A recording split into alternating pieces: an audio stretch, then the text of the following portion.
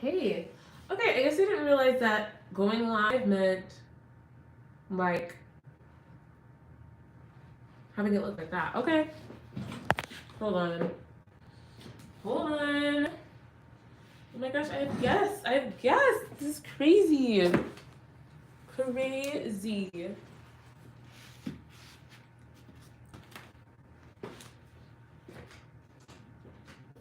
Hold on.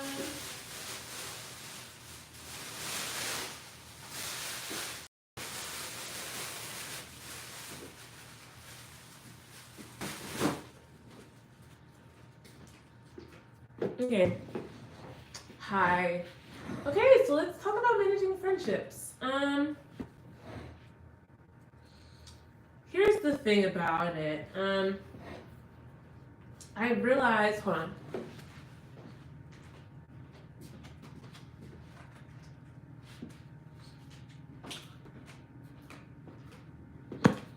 Okay. So here's the dealio. Here is the deal. I don't think a lot of autistic people, I talk about neurodivergence a lot, but I'm just going to talk about autism because that's the one that I'm most familiar with. That's the one that I think I can offer the most help with. Why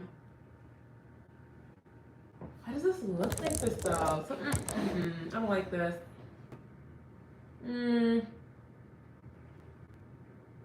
This is fine, I guess.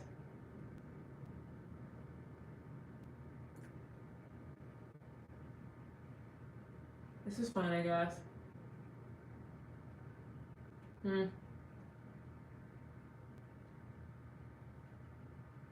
This is fine, I guess. I don't know.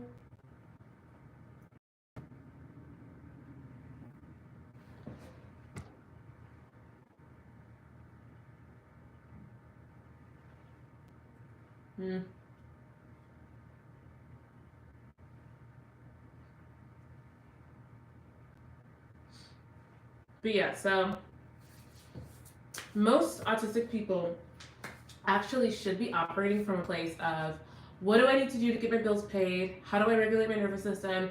And how do I have the friendships and relationships that I want? And we were never taught this.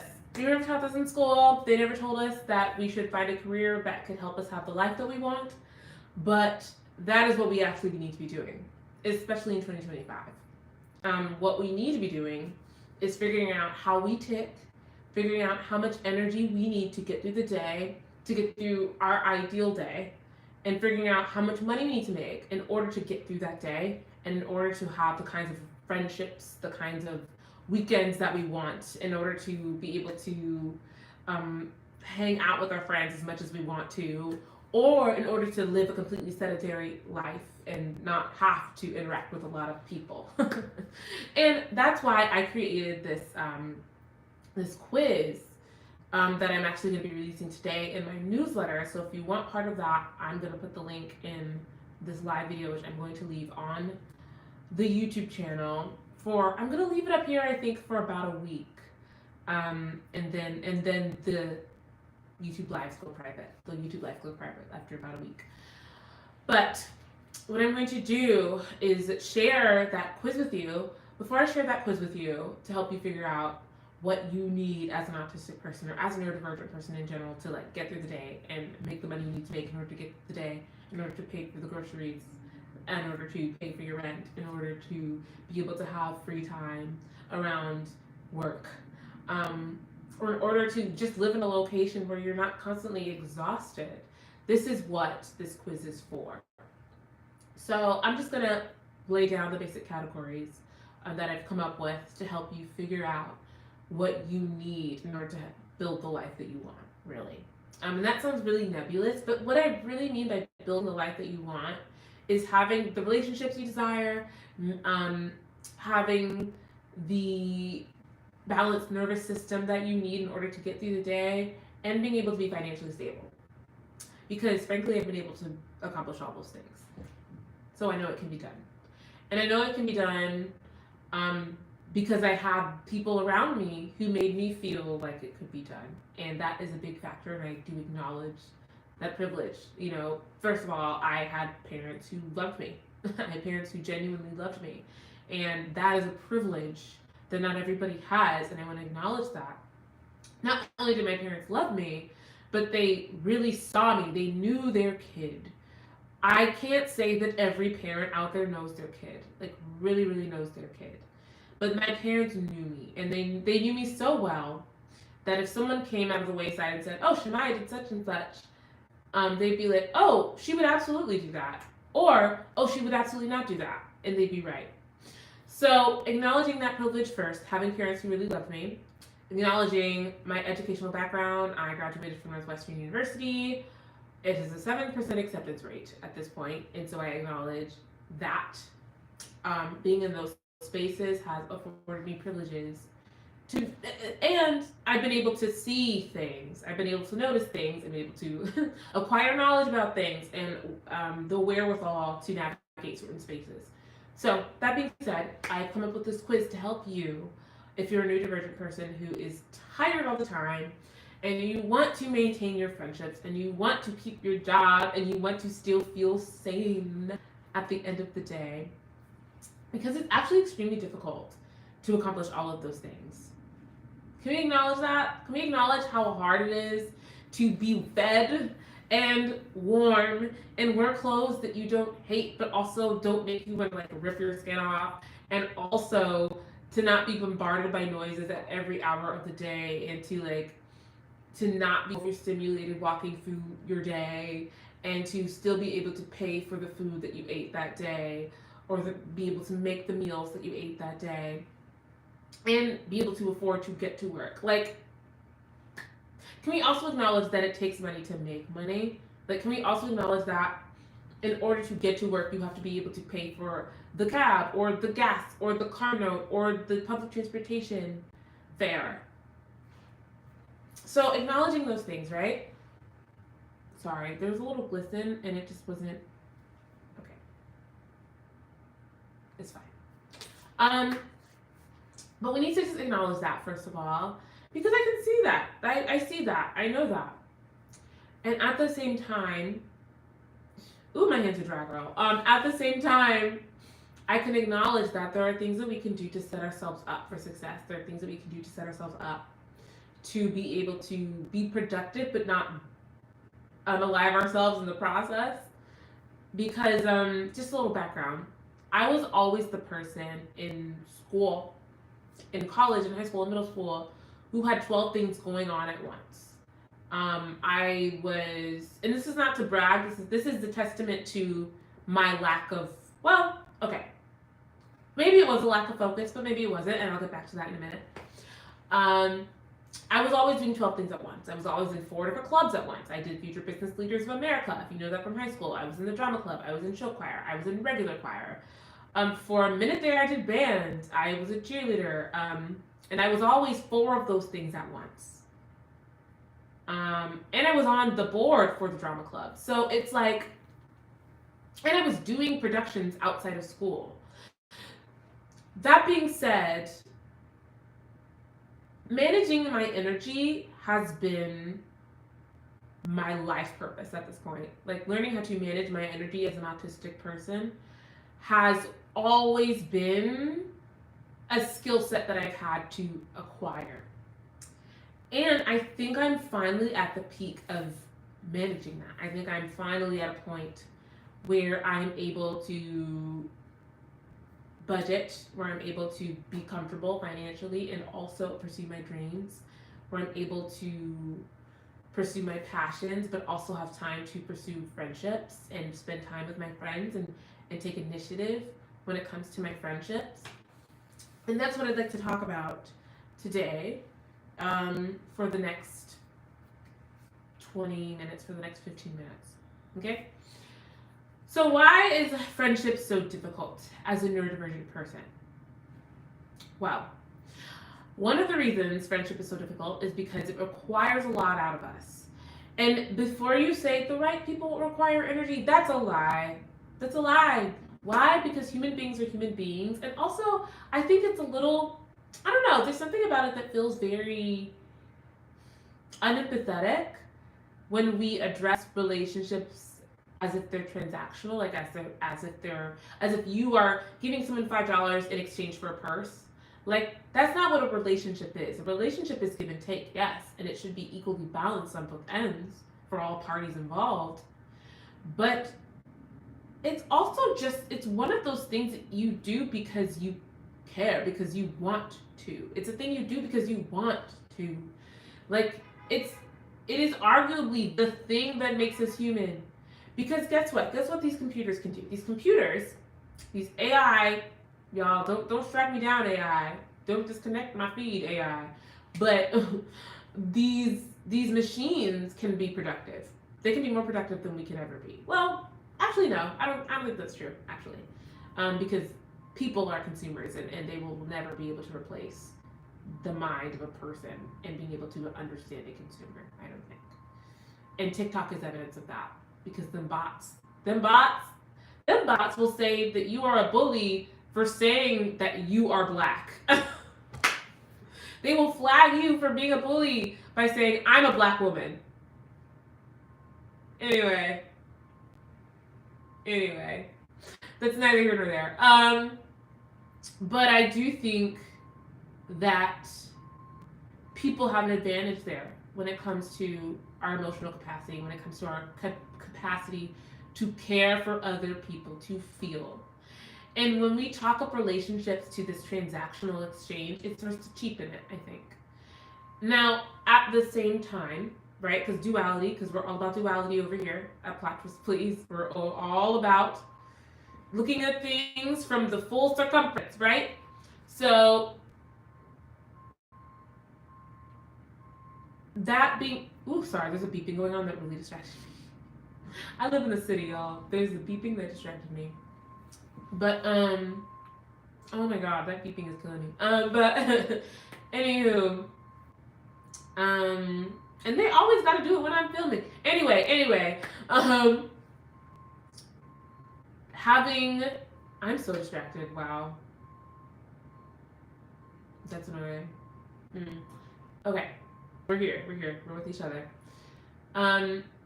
There we go, perfect, it ended, love that. But having that duality, and it's back. Okay, and it's back. It's okay. But the duality of that is I think revolves around an understanding, the duality of knowing that relationships can't be completely transactional, but they also have to be equally weighed. There's an understanding though that there's care there. There's an understanding that essentially you want that person to live a fulfilling life as much as you want yourself to live a fulfilling life. And just an aside here, everyone does not approach relationships like that, and I understand that. I do. And I think the people who resonate with my content do. And I think the people who follow Plot Twist Please, who follow it over from TikTok, and who listen to the podcast, and who read the newsletter, absolutely do. That's why specifically I target my content towards sensitive neurodivergents, because I understand that the sensitive neurodivergents are actually invested in people. Every neurodivergent isn't invested in people. And I'm not saying that one type of neurodivergence is good and another is bad, or one is harmful, one is not. We're all suffering. We're all struggling. But there are certain kinds of neurodivergence that, if not, well, anything can be harmful at any point. What I'm trying to say, in the most empathetic way, is that the people who my content is for are going to be people who actually care about the well-being of others as much as they care about themselves. And knowing that about you, if you're still here, knowing that about you, I think we can come to a mutual agreement that in order to have the relationships we desire, we have to care about the other person as much as we care about ourselves, and vice versa. 15 minutes in, I have 10 minutes left. Okay.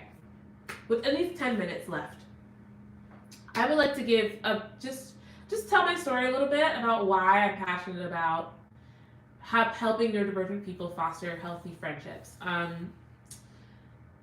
Without giving too much information away, because this ain't a tell-all. You have to be a patron for the tell-all. Patreon is going to be linked below as well. But basically, I've had a lot of experiences with friendships as an autistic person where I was not valued and I didn't know that. It took me a really long time to understand what it meant to have a friend who really valued you and not who wanted to attach themselves to you for any kind of societal gain, or who wanted to breathe in your specialness and then disregard you later. Like, it wasn't about, like, and granted, I have had friendships throughout my life speckled in there that were genuine, that I know, where I know the person saw me for me, where I tried to see them for who they were as well. I know that those friendships did exist speckled about in there, but I also know that a majority of them, a majority of those friendships were not good for me, and probably not good for the other person either. They just didn't. I don't think I was treated well. Now, the ownership I can take is over the fact that I was not asking enough questions. I don't think I asked enough clarifying questions about where we were in our friendship. Which is a very scary thing, but I think I should have been better at that. I didn't do a very good job at standing up for myself in my friendships. I didn't set very healthy boundaries for myself. And I say for myself because a boundary isn't something you can give someone else. It's only something you can give yourself, because at any point someone can cross that boundary, and at that point you have to decide what to do. A boundary is for you. It's for you, whether you communicate it or not. It is for you. Now, caveat: if you have a boundary and you don't communicate that boundary to the other person, but you spend years being mad at that person for crossing that boundary that you didn't communicate, I think that's a little weird. I think you can't be mad at somebody about something that they don't know. Granted, people sometimes take advantage of that nebulous idea of knowing someone's boundaries. Some people take advantage of that and will push and push and push because they know they can. But some people really don't know that they're pushing. Some people really do not know. And I need us to be, I'm not going to put this on anybody else, but I have decided to be more gracious with people when it comes to crossing my boundaries. Because I can have my boundary crossed and decide to leave. And as of late, that's just become who I am. When my boundary is crossed, I leave. But if I think that the person has no malintent, then I will often communicate that boundary. Or I will just or it's something small and I tough it out, right? Like if it's this person calls me when I'm on my way to work and I would love to not be on the phone when I'm on my way to work, but maybe that's the only time I get to talk to them, then that's not something that I would consider a boundary though. That's just something that I would compromise on for my friend. But I do think, again, that there's a balance with that. And a lot of autistic people specifically have struggled with finding the balance in these conversations, because many of us are very all or nothing minded. We have black and white thinking. Many of us are either 100% for something or 100% against something, because it's really hard for us to sit in uncomfortable places intellectually and emotionally. And because of that, sometimes we can either skew completely in one direction or the other. So we can either completely let someone cross our boundaries all the time, or we can lack flexibility. And that's why I've come up with this quiz, right? So that we can suss out what kind of neurodivergent we are, so we can figure out what we need to actually have the friendships, the relationships that we want in life. Because this is a huge run-on sentence at this point, but I spent such a long time thinking I was one kind of friend, but I was actually another. I spent a long time thinking that I wanted one kind of relationship, but I wanted another.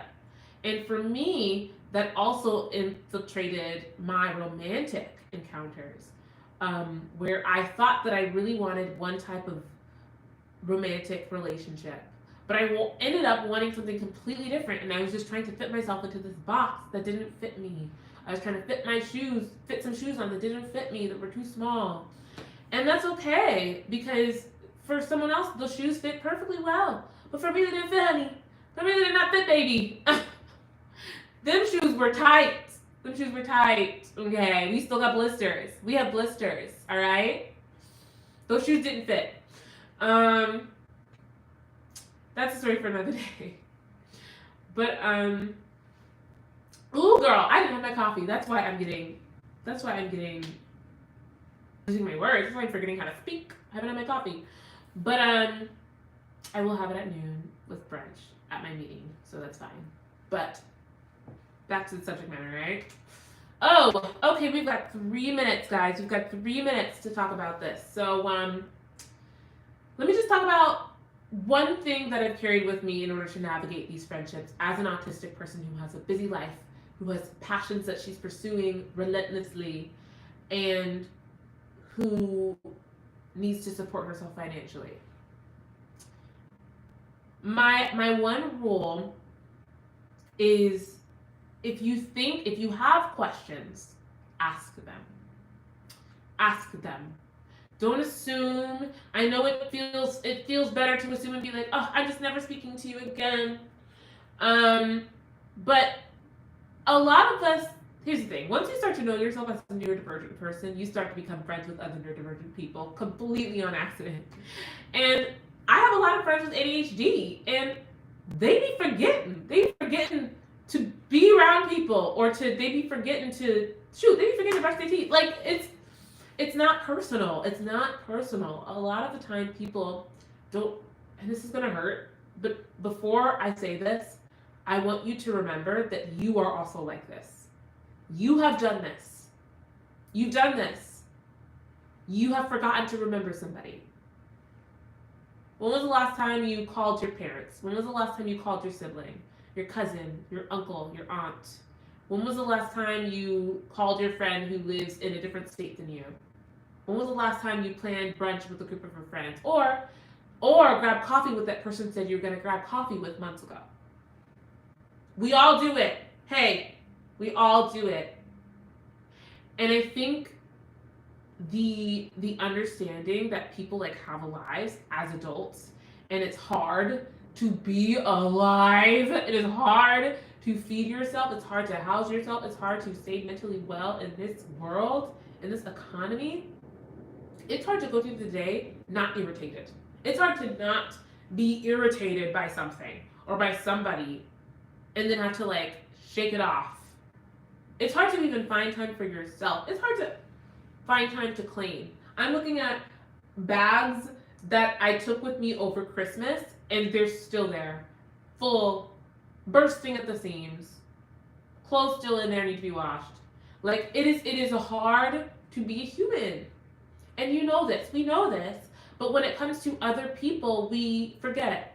When it comes to other people not showing up for us, we forget. We forget that we also don't show up for people.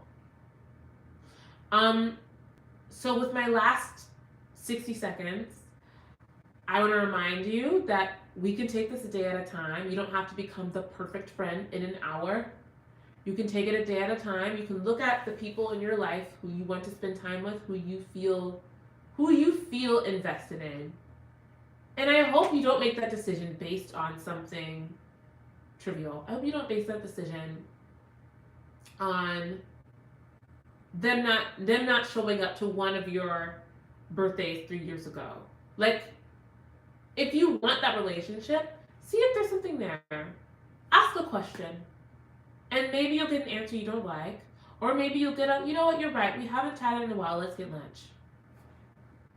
It's always worth a shot. And it's hard, oh my God, I'm going to talk about how hard it is. I'm going to talk about how hard it is in a podcast episode, maybe 2 episodes, because I have something brewing about how romantic relationships should not be private, but we treat them like they are. And it's a very like Anglo-Saxon, westernized idea of relationships, in my opinion. But that's the podcast episode coming next. I'll talk about friendships later. But in conclusion, I have the quiz in the newsletter that I'm releasing today on Substack. Go to Substack, check out the quiz to see what kind of relationships, friendships, work-life balance you need to have in order to get the life that you want as a neurodivergent adult. It's on the Substack. Actually, everything is on the Substack. Literally everything. So go there. Be blessed. Stay weird. Okay? Bye. How do I get off alive? Oh no. Y'all, how do I get off of here? Girl, how do I get off of here? What do I do? What do I do?